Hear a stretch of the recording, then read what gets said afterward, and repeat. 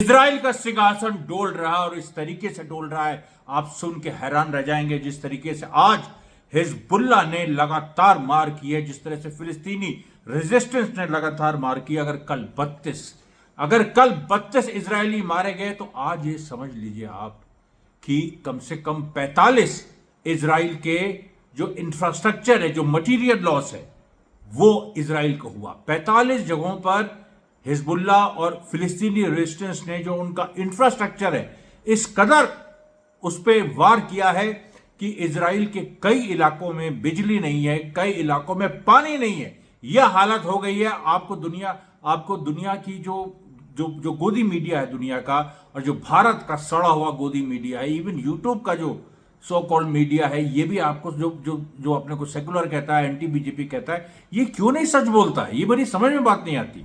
अभी देखिए आप, जो इजराइल को सारी फ्लाइट्स जो जाती है कैंसिल हो गई। लुफ्तांसा ने कैंसिल कर दी है। अमेरिका की जो 2 एयरलाइंस है, डेल्टा एयरलाइंस और यूनाइटेड एयरलाइंस, दोनों ने कैंसिल कर दी है। उसके बाद ब्रिटिश एयरवेज ने कैंसिल कर दी है। एयर इंडिया जो अभी तक पूरे जंग में लगातार तेल अवीव और दिल्ली और इस तरह की फ्लाइट्स हो रही थी, एयर इंडिया ने फ्लाइट्स रोक दी है। अब आप बताइए। और उसके बाद आप ये देखिए कि जो रिपोर्ट्स आ रही हैं, हाइफा का जो पूरा पोर्ट है बर्बाद हो गया इजराइल का। हॉस्पिटैलिटी जो इंडस्ट्री है उसमें कम से कम 20 से 30% का नुकसान इजराइल का हुआ है। और 46,000 बिजनेसेस, जैसे मतलब भारत मतलब इजराइल 70 लाख 80 लाख पॉपुलेशन का देश है, भारत 140 करोड़ का देश है। नोटबंदी में जैसे यहां पर तो लाखों मध्य स्मॉल बिजनेसेस बंद हो गई, लेकिन इजराइल में 46,000, आप समझ रहे हैं ना, 70-80 लाख की जनता के लिए 46,000 बिजनेसेस का बंद होने का क्या मतलब है? आप समझ रहे हैं। ये जो पूरी एक सिचुएशन हुई है, ये देखिए एक जबरदस्त जो प्रभाव है, जो जबरदस्त उपलब्धि है रेजिस्टेंस की, और हर फ्रंट पे उसने जो इजराइल को मारा है। अब आप देखिए, आज एक के बाद एक मैं आपको बताऊंगा कि सबसे पहले हिजबुल्लाह ने देखिए लगातार किरियत मलाची में आग लगा दी। लॉन्ग रेंज रॉकेट उन्होंने मारा सदर्न, ये यहां से लेबनान बॉर्डर से, और उसके साथ ही साथ सदर्न गाजा स्ट्रिप से फिलिस्तीनी रेजिस्टेंस ने मारा। दोनों ने मिल के मारा और किरियत मलाची में आग लग गई है। ये 7 महीने में पहली बार ऐसा हुआ है कि ये जो इलाका है ये लेबनान से थोड़ी दूरी पे है, गाजा से थोड़ा पास है। तो इस तरह से कोऑर्डिनेटेड तरीके से हमास और हिजबुल्लाह ने मार की। आप पैटर्न देखिए। कल जिस तरीके से केवल हमास ने मारा, हमास ने वेस्ट बैंक और गाजा में 32 इजरायली सोल्जर्स को ढेर कर दिया, और भी लोग मारे गए हैं उसमें, जो कि खबरें आ रही हैं। और आज जो है कोऑर्डिनेटेड एक स्ट्राइक्स हुई हैं, जिसमें हमास और हिजबुल्लाह ने मिलकर कोऑर्डिनेशन के साथ इजरायली ठिकानों को निशाना बनाया। अब आप इसमें यह देखिए खास बात कि किस तरीके से एक मैसेज दिया जा रहा है रोज बरोज। एक चीज और बताते हैं आपको कि आज जो इस्माइल हानिया का जो फ्यूनरल हुआ, उसमें अच्छा कहां हुआ? कतार में। तेहरान से उनका शव पूरे सम्मान के साथ फिलिस्तीनी झंडे में लिपटा हुआ, उनका जो शव है वो कतार पहुंचा। और कतार की जो सबसे मशहूर जो मस्जिद है, वहां पर उनके अंतिम संस्कार हुए। और जो नजारा था, जिस तरीके से जनता उमड़ी थी, पूरे मतलब जैसे हम लोग देखते हैं जो अरब्स की ड्रेस होती है, मैंने तो कभी ये नजारा नहीं देखा कि हजारों इस तरीके से वो वाली ड्रेस पहने, जो जैसे जो अरब्स पहनते हैं सफेद रंग की, और उनका जो एक स्पेशल तरीका होता है। तो वो पूरा जो है वो समझ लीजिए आप कतार में उमड़ पड़े। और उसके अलावा बाकी सब जगह, सऊदी अरेबिया में प्रेयर्स हुई।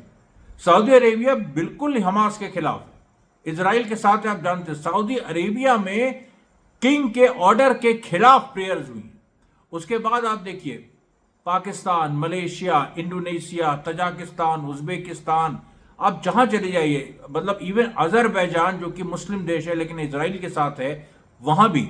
उसके बाद अफगानिस्तान, उसके बाद आप देखिए तो इधर बोर्नियो जैसे छोटे से एक मुस्लिम देश में, मालदीव में, आप देखिए भारत के कई इलाकों में, ये बहुत सारी चीज़ें इस तरीके की हुई हैं जो जिसने पूरी दुनिया को चौंका दिया। जो हम मिडिल ईस्ट की तो बात ही नहीं कर रहे हैं। मिडिल ईस्ट में चाहे वो जॉर्डन हो, चाहे वो इजिप्ट हो, हालांकि इजिप्ट और जॉर्डन ने जो फिर से गद्दारी का काम किया, उन्होंने कहा है कि हमारी एयर स्पेस से अगर कोई स्ट्राइक हुई, मतलब इसराइल को स्ट्राइक किया, क्योंकि देखिए क्या है, दहशत का माहौल है इसराइल में, दहशत का माहौल है।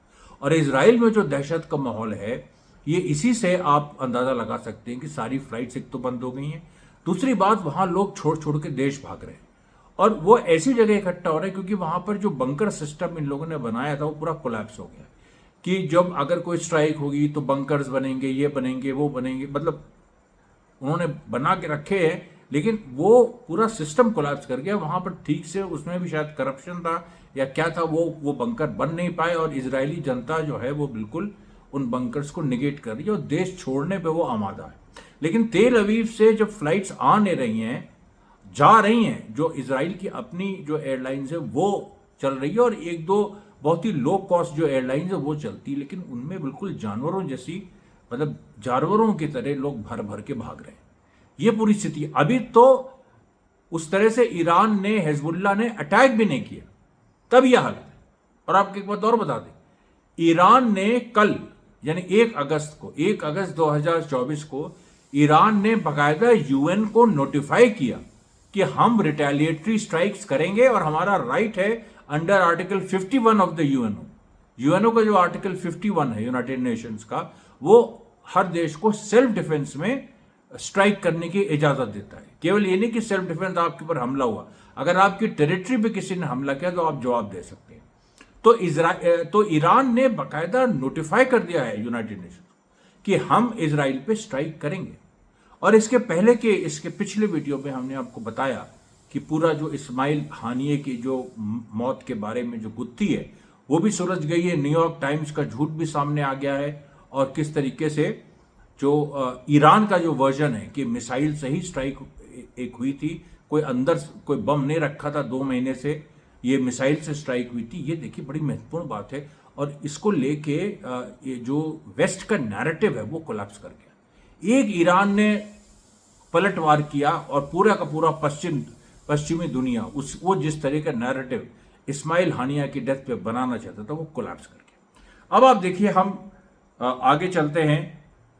आईडीएफ ने आज 4 जगह स्ट्राइक करने की कोशिश की लेबनान में। देखिए, रब अल तलातीन, ब्लिदा, अल दुहैरा, ख्याम, नकूरा, ये सारी जगह जो हैं ये लेबनान के अंदर है, हिजबुल्लाह के इलाके।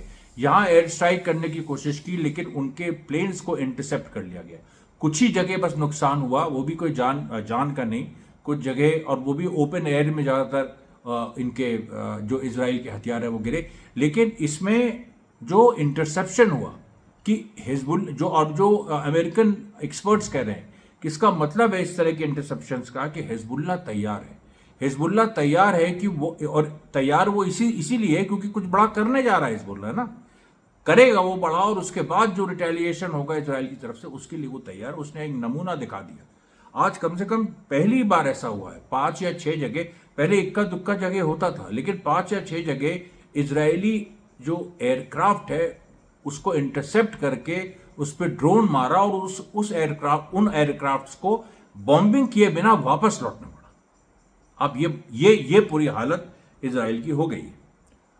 किरियत मलाची के बारे में हमने आपको बताया ही। उसके बाद देखिए जो पूरा जो जगह जगह से खबरें आ रही हैं, मतलब जो इस्माइल हानिये के लिए जो एक पूरी एक प्रेयर्स हो रही है। फिर देखिए सीरियन गोलन में भी इजराइल ने अटैक करने की कोशिश की, कुछ उसने वहां पर बॉम्बिंग भी की, लेकिन ये भी पूरा नष्ट हो गया, मतलब ये भी इनका जो पूरा प्रयास था वो असफल हो गया। उसके बाद देखिए जो किरियाती मलाची में बार बार इस तरह की जो घटनाएं किरियात मलाची को केंद्रित करके हुई, क्योंकि वो जो ऐसी जगह है वो एक तो नई जगह है, दूसरा वहां पर काफी इजराइल अपने सेटलर्स भेज रहा है। अभी तक ये नहीं पता हम लोगों को कि कितने सेटलर्स वहां पर हताहत हुए हैं, क्योंकि इस पूरी खबर को इजराइल ने छुपा दिया। लेकिन हमारी खबर है कि वहां पर सेटलर्स की भी कुछ मौतें हुई हैं आज। फिर आप देखिए जो गाजा के अंदर अल बरा मॉस्क तल अल हवा में है। इसमें फिलिस्तीनी रेजिस्टेंस ने मोटर शेल्स छोड़े और यहां पर उसने आईडीएफ की चार लोगों की फोर्स थी उसको घायल कर दिया। उसके बाद आप देखिए हिजबुल्ला ने आज फिर अल मर्ज साइट पे एक और मिसाइल मारी, जिससे इजराइल की जो पूरी एक अल मर्ज में उन्होंने दोबारा जो अपना एक हेडक्वार्टर बनाया था वो पूरी तरह से डिमोलिश हो गया। उसके बाद आप देखिए जो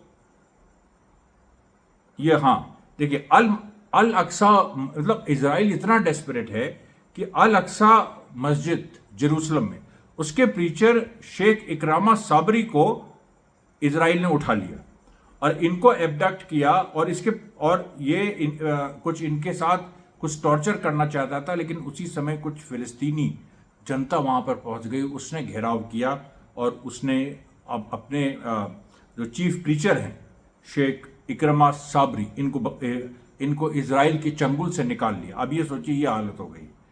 उसके बाद इसने हिजबुल्ला ने फिर से अल समाका साइट पे हमला किया और ये देखिए कि तुलकरेम में जो आज, क्योंकि कल तुलकरेम में इजरायली सोल्जर्स कई मारे गए थे, तो तुलकरेम में लगातार आज भी लड़ाई चली और आज आईडीएफ अपने सोल्जर्स की बॉडी रिकवर नहीं कर पाए तुलकरेम से। अब ये सोचिए ये पूरे हालात हो रहे हैं। उसके बाद आप देखिए कि कुछ जो फिलिस्तीनी प्रिजनर्स हैं, महिलाएं हैं, उनके साथ जिस तरीके से मतलब एक वहशी की तरह जो इजरायली प्रिजन में जो उनके साथ हुआ है, उनके पैर काट दिए गए, मतलब एम्पुटेशन हुआ। लेकिन इतना मतलब महिलाओं को, मतलब आप सोचिए मैं क्या इसमें बताऊं आपको कि 60-65 साल की महिला, अब ये देखिए ये पूरा, आप पता नहीं देख पा रहे हैं कि नहीं, ये उसका पूरा एक चेहरा है और ये जो है ये देखिए, ये इस महिला को जिस तरीके से इजराइल ने टॉर्चर किया और जिस तरीके से अभी इनकी हालत ख़राब है और इनका नाम वफ़ा जरार ये अभी देखिए दूसरे हॉस्पिटल में ये ट्रांसफ़र हुई हैं। और आपको बता दें कि कम से कम 300 के ऊपर सिदी तमीम जो टॉर्चर सेंटर है इजराइल का, वहाँ पर फिलिस्तीनी मारे जा चुके हैं। उसके बाद देखिए एक और प्रिजनर इस्लाम अल सरसवी जो अल शुयैया के थे, उनके बारे में भी एक रिपोर्ट है कि उनके साथ जो टॉर्चर हुआ और जिस तरीके से उनके साथ टॉर्चर हुआ, ये सारे डिटेल सामने आए। अब तो खुद इजराइल के जो सोल्जर्स हैं जो गिरफ्तार हुए, आपको बताया था, वो खुद भी कुछ सामने आ रहे हैं और कुछ सच्चाई बयान कर रहे हैं। उसके बाद देखिए तुलकरेम में फिर से एक पूरा एक ज़बरदस्त मुठभेड़ हुई और नाब्लस में आज कम से कम तीन बार आईडीएफ ने घुसने की कोशिश की, वही जो कल इजरायली सोल्जर्स मारे गए थे उनको रिकवर करने के लिए, लेकिन तीनों बार आईडीएफ फेल हो गया। उसके बाद देखिए 2 ड्रोन्स जो इजराइल ने गाजा में मारे, दोनों को आज इंटरसेप्ट कर लिया हमास के फाइटर्स ने और उन दोनों ड्रोन्स को अपने कब्जे में कर लिया। आईडीएफ जो है केवल एक एयर स्ट्राइक कर पाया आज एक सदन गाजा में, जिसमें अल मगाजी कैंप में, जिसमें चार फिलिस्तीनी शहीद हुए, उसमें एक बच्चा भी है।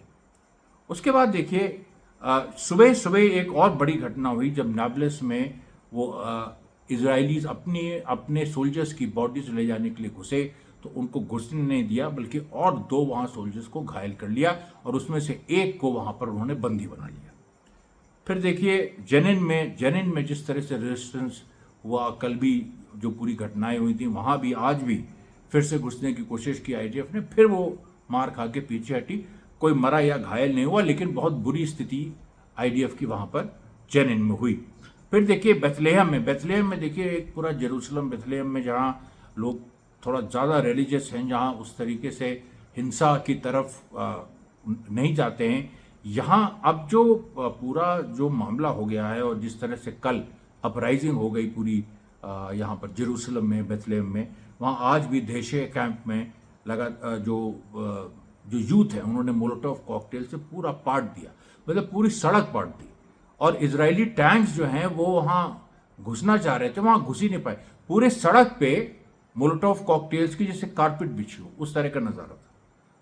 उसके बाद देखिए जो रमल्ला में कुछ नौजवानों को आईडीएफ ने गोली मारी और वो इंजर्ड हुए। लेकिन उसके बाद जब आईडीएफ वहाँ से रमल्ला से हटने लगी, पीछे मतलब वापस जाने लगी, तो पीछे से वहाँ के युवाओं ने फिर वही मोर्चा संभाला और कम से कम 6 घंटा वहाँ पर लड़ाई हुई है वहाँ के युवाओं से। और जो इंजर्ड थे उनको आईडीएफ अस्पताल नहीं पहुँचाने दे रहा था। ये आईडीएफ की एक बड़ी रूटीन सी वो है। रमल्ला में जो कि वेस्ट बैंक में है, वहाँ पर वो अस्पताल उनको पहुँचने नहीं दे रहा था। और इस बार जनता ने वो रास्ता बनाया, आईडीएफ को फंसाया एक पूरे हिस्से ने पब्लिक के, और दूसरे हिस्से ने जो घायल थे उनको अस्पताल तक पहुंचाया। अब ये देखिए, ये आप स्पिरिट देखिए, इस तरह की स्पिरिट दुनिया में कहाँ देखने को मिलेगी। उसके बाद देखिए सेटलर्स पे, आज इजरायली सेटलर्स पे तुलकरेम में 2 जगह सेटलर्स पे, मैंने बताया था कल से सेटलर्स पे हमले हो रहे हैं। सेटलर्स पे बेथ हेफेर और अवनाई हिफेट्स, इन दोनों जगह ज़बरदस्त आज मार हुई है। और जहाँ पर कुछ सेटलर्स यहाँ पर मारे गए हैं, अभी खबर पक्की नहीं है इसलिए मैं संख्या नहीं बता सकता, लेकिन घायल वहाँ पर ज़रूर हुए और उसमें 2 लोग कम से कम बहुत गंभीर हैं। उसके बाद देखिए नाब्लस में फिर से जो एक और घटना हुई कि जहाँ पर वहाँ पर एक बड़ा सा, समझ लीजिए बारचा जैसा एक वहाँ पर लगा है नाब्लस के एक इलाके में। उसके वो बेसिकली डिफेंस के लिए लगाया गया था। फिलिस्तीनी रेजिस्टेंस के जो फाइटर्स हैं उन्होंने अपने डिफेंस के लिए लगाया था, और उसको इन लोगों ने तोड़ने की कोशिश की इजरायली फोर्सेस ने बुलडोज़र के साथ, लेकिन वो तोड़ नहीं पाए। वहाँ पर फिर से जो यूथ हैं वो पहुँच गए। इस बार केवल आर्म्ड रेजिस्टेंस नहीं, आम जनता, केवल हथियारबंद लोग नहीं, आम जनता पहुँच गई और उसने ये नाब्लस में ये पूरा इंटेंशन था, ये जो पूरी कार्रवाई थी, इसको ख़त्म कर दिया। उसके बाद देखिए हिजबुल्लाह ने फिर एक एंटी एयरक्राफ्ट मिसाइल मारी, और उन्होंने एंटी एयरक्राफ्ट मिसाइल इस बार किसी एयरक्राफ्ट की तरह नहीं बल्कि ज़मीन पे मार दी। अब इसकी जो है इसकी उम्मीद नहीं कर रहा था इजराइल कि हिजबुल्लाह इस तरह से ज़मीन पे स्ट्राइक करेगा, जो एंटी एयरक्राफ्ट मिसाइल हैं जिनका मकसद होता है जो एयरक्राफ्ट है उसको स्ट्राइक करना। लेकिन उसको देखिए इनोवेटिव तरीके से ज़मीन पे हिजबुल्लाह ने यूज़ किया, ये भी एक बड़ी चीज़ हुई। उसके बाद देखिए मेदजुबा एक सेटलमेंट है जिसको हिजबुल्लाह ने डायरेक्टली, आज बहुत सारे नए सेटलमेंट्स पे अटैक हुए हैं। मेदजुबा जो एक सेटलमेंट है इजराइल का, इसमें कई मतलब 12 से ज़्यादा कत्यूशा रॉकेट लगातार हिजबुल्लाह ने छोड़े, और इस कदर इन्होंने छोड़ा कि उसमें आग लग गई। ये देखिए मेदजुबा जो सेटलमेंट है इसमें आज आग लगी है। ये बिल्कुल नया इलाका है। और उसके बाद देखिए ईरान का फिर से जो एक स्टेटमेंट आया, जिसमें मैंने बताया था कि आपको कि यूएनओ को उन्होंने नोटिफाई किया था। लेकिन यूएनओ को नोटिफिकेशन के साथ साथ ईरान ने इस तरह की तैयारी शुरू कर दी है जिसको टैक्टिकल न्यूक्लियर वेपन्स को भी अपना उन्होंने निकाल लिया। टैक्टिकल न्यूक्लियर वेपन्स को निकालने का मतलब आप समझ रहे हैं ना, कि ईरान के पास एक्चुअली चुपचाप जब से वो अमेरिका से डील खत्म हुई, जो ट्रंप जो प्रेसिडेंट बना, उसने बाकायदा ईरान ने देखिए पीस के लिए क्या नहीं किया, उसने डील कर ली अमेरिका से कि हम ठीक है, हम परमाणु शक्ति जो है उसको हम विकसित नहीं करेंगे, हथियार नहीं बनाएंगे उससे। और अमेरिका ने कहा था हम सैंक्शंस हटा देंगे, जो ओबामा के साथ हुआ था। उसके बाद 2016 में ट्रंप आया, उसने उस डील को ही शॉट इट डाउन, उसने उसको खारिज कर दिया। उसके बाद ईरान ने अपना पूरा बनाना शुरू किया, जिसी प्रक्रिया में फखरीज़दे की हत्या इजराइल ने की 2020 में, जब ट्रंप की जाने की बात आ गई। बाइडेन आए, लेकिन बाइडेन में उतने हिम्मत नहीं जुटा पाए कि वो उस न्यूक्लियर डील को रिवाइव करें। और ईरान जो है क्यों नहीं अपनी सेल्फ डिफेंस के लिए, जैसे भारत के पास न्यूक्लियर वेपन्स हैं वैसे ईरान अपने न्यूक्लियर वेपन्स बना रहा है। और उसने अभी देखिए कुछ दिनों में यूएन को भी वो नोटिफाई करेगा, क्योंकि ये भी एक चीज़ होती है, या तो आप टेस्ट कर लीजिए उससे नोटिफिकेशन होता है, जैसे भारत में हुआ था अटल बिहारी वाजपेयी जब प्राइम मिनिस्टर थे, और पाकिस्तान में भी उसी के साथ हुआ था। या फिर आप यूएनओ को नोटिफाई करिए कि हम एक टेस्ट करने जा रहे हैं। उसमें यूएनओ कुछ नहीं कर सकता, वो किसी भी कंट्री का राइट है कि भाई उसको न्यूक्लियर वेपन्स वो बना सकता है। हालांकि इंस्पेक्टर रिजीम थी पहले, सद्दाम हुसैन के ऊपर इतना सारा प्रेशर था, रिजीम चेंज तक अमेरिका कर चुका है इस सवाल पे कि न्यूक्लियर वेपन्स नहीं बन सकते, लेकिन वो पूरा जो अमेरिकन ऑर्डर था कि अब जो हो गया सो हो गया, लेकिन कोई नया देश न्यूक्लियर वेपन नहीं बना सकता। और ये 1990-91 में अमेरिका इस पोजीशन पे आ गया। फिर भी भारत ने बनाया, पाकिस्तान ने बनाया, और साउथ एशिया को कम से कम इस लायक तो बना दिया कि यहाँ पर हमला कुछ हो तो यहाँ पर हमारे पास, मतलब बाहर से ये आपस में जो जो लड़ाई होती है, इसके तो हम ना कभी समर्थक रहे हैं, ना हमने इसको कहीं भी किसी भी तरीके से हमने इसको कोई एक ज़रा भी तवज्जो दी है। लेकिन जो एक ओवरऑल सिक्योरिटी के पॉइंट ऑफ व्यू से देखिए कि एक ना एक दिन तो साउथ एशिया की जो कई कंट्रीज़ हैं उनको एक साथ आना ही होगा ना, वो चाहे अमेरिका के खिलाफ हो या जो यूरोप के खिलाफ हो, उनको एक साथ तो आना ही पड़ेगा। तो उनकी सिक्योरिटी के लिए एक अच्छा ये एक बन गया। उसके बाद आप देखिए जो कम से कम 13 जगह और हिजबुल्लाह ने आज रॉकेट्स छोड़े, और इन रॉकेट्स को जो पूरा छोड़ने में जो खास बात ये रही कि हिजबुल्लाह ने जो इजरायली एनालिस्ट का कहना है कि हिजबुल्लाह के जो रॉकेट्स थे, कत्यूशा रॉकेट, बुरकन मिसाइल, फलक मिसाइल तक, लेकिन इस बार जो उनके कुछ इम्प्रोवाइज रॉकेट्स थे उनकी एक खास स्थिति, वो उनकी कोई खास स्थिति थी और उसको वो स्टडी कर रहे हैं। अच्छा, हिजबुल्लाह के पास ऑब्वियसली न्यूक्लियर कोई प्रोजेक्टाइल्स नहीं है, कोई इस तरह की चीज़ नहीं है, लेकिन जो देखिए बहुत कुछ ऐसी भी घातक एक जो कुछ हैं, जैसे प्लूटोनियम है, यूरेनियम है, जो न्यूक्लियर बॉम्ब में यूज़ होता है, उसके साथ उसके अलावा और भी इस तरीके मतलब ओर्स हैं और भी इस तरीके की चीज़ें हैं जिससे आप एक ख़तरनाक वेपन बना सकते हैं। तो कुछ ऐसे एलिमेंट्स मिले हैं इजरायली एनालिस्ट को जिससे वो बहुत डरे हुए हैं, उसके बारे में वो ज़्यादा खबर उस तरह की बाहर कर नहीं रहे। और देखिए इसमें एक और बात कि कल 3 अगस्त है और 3 अगस्त को इस्माइल हानिये ने कहा था कि उनका ही ये एक स्टेटमेंट था कि पूरा ग्लोबल डे ऑफ आउटरीच बनाए, कि ग्लोबल लेवल पे जो फिलिस्तीनियों के साथ हो रहा है उसके खिलाफ और इसराइल के खिलाफ पूरा दुनिया में हर देश के लोग सड़क पे आए। और ये देखिए हर जगह इसकी प्लानिंग हो रही है, इसकी बाकायदा तैयारी हो रही है। और यहाँ तक कि आपको बता दें कि कुछ मतलब यूरोप में, जबकि फ्रांस से लेके तमाम और देश हैं, यहाँ अब पेरिस ओलंपिक्स भी चल रहा है जहाँ कई जो खिलाड़ी हैं वो इजराइल के खिलाड़ियों से खेलने से मना कर रहे हैं। इजराइल का 88 लोगों का कंटिजेंट है फ्रांस में, पेरिस में, और कितने बॉयकॉट्स हुए, और केवल अल्जीरिया या टूनीसिया या केवल मुस्लिम देशों के द्वारा नहीं, बल्कि जो और भी वहाँ पर देश है, जैसे फुटबॉल मैच हो रहा था जिसमें जो कि इजराइल जिसमें खेल रहा था और उसमें इजराइल को बू किया गया और वहाँ पर फिलिस्तीनी फ्लैग वहाँ पर फहराए गए और ज़बरदस्त शूटिंग हुई इजराइल की टीम। तो ये देखिए एक पूरा एक माहौल बन रहा है। कल 3 अगस्त को एक ग्लोबल डे ऑफ आउटरीच है अगेंस्ट इजराइल, और कल की जो घटनाएं हैं उसको लेके मैं फिर से आपके बीच आऊँगा। तब तक के लिए धन्यवाद। धन्यवाद सर।